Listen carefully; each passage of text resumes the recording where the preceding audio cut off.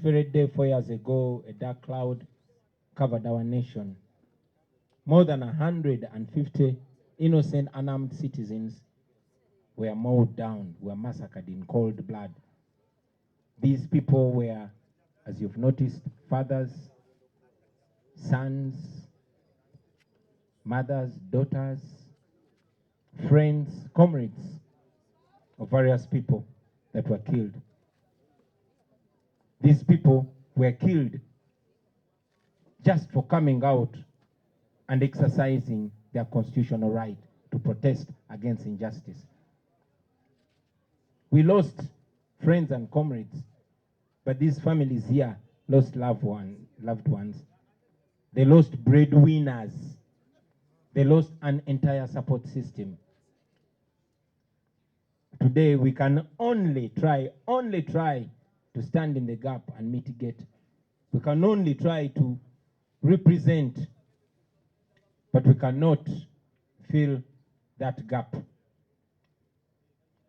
But we know one day their families and the nation will acknowledge that their lives were not lost in vain. All this pain, all these tears, year in, year out, were caused by just the greed of one man that is determined to keep power at all costs.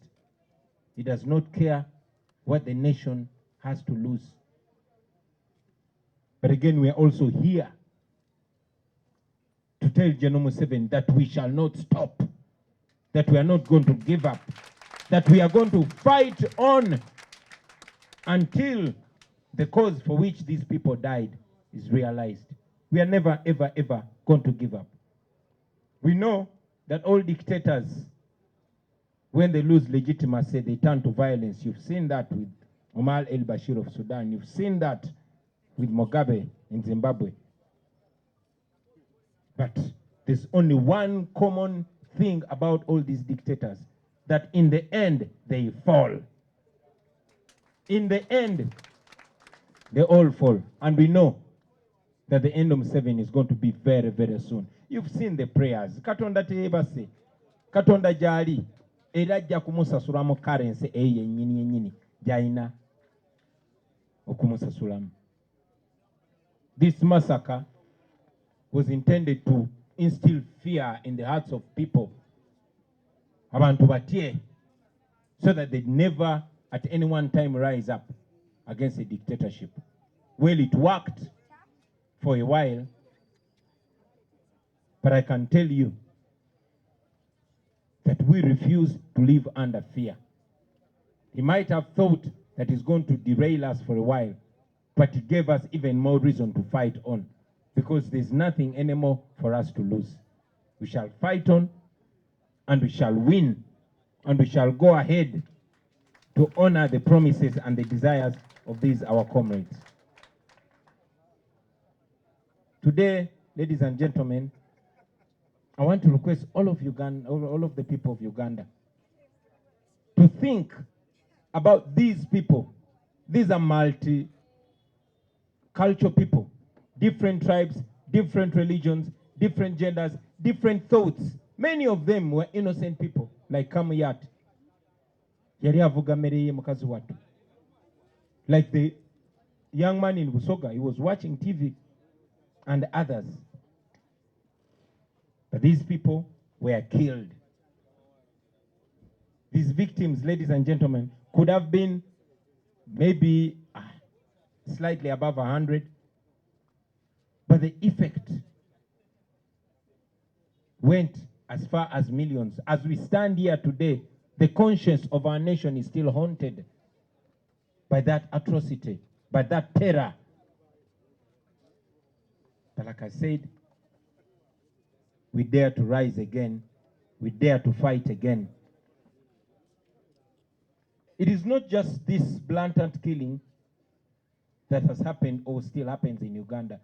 Friends, you know that Ugandans die every day, apart from the ones that are killed directly. For example, the Bijambia victims in Masaka, the victims of murder in Karamoja, those that were massacred in Kasese, and of course those in the November massacre. But many others are killed indirectly through the economic apartheid that is being imposed in places like Busoga, places like Karamoja, where you find somebody dies when they shouldn't or wouldn't have died, but they die because they cannot access a health facility. Those that die out of avoidable accidents, the roads that are in terrible condition, all those people are killed by Museveni.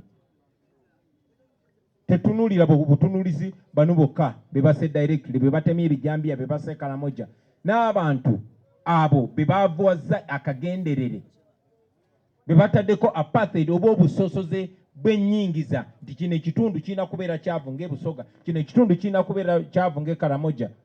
Abo abafudde nga bafa olw'enzijanjaba enfu etaliiwo, olw'amakubo amabi ng'akabenje tekandibaddewo naye ne kabaawo, abo bonna battibwa eno regimu ya Museveni.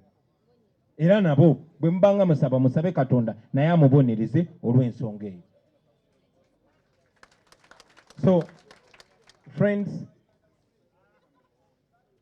I want to ask us to wake up to the reality that we must put an end to this, to ensure that never again shall there be another commemoration of another mass murder like this.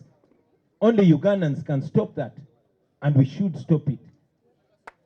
We have the ability to do that. I know this is a very, very highly emotional time. I saw so many people fighting back tears. But like I told you some 2 or 3 days ago in Buikwe, that tears and sweat are both salty, but they will give you different results. Tears will give you sympathy, but sweat will give you victory. So, I want to encourage us not to keep crying about our lost comrades, but to start and continue sweating for the desires and the dreams for which they paid the ultimate price. To our comrades